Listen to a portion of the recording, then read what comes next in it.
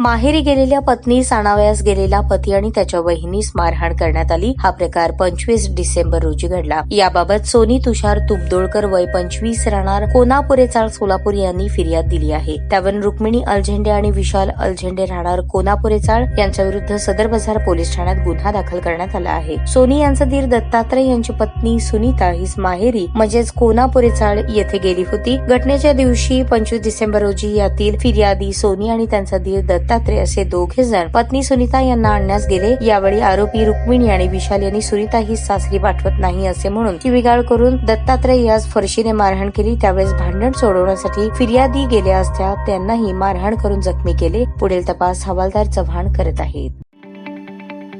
ताज्या बातम्या पाहण्यासाठी प्राईम महाराष्ट्र न्यूज चॅनलला सबस्क्राईब करा.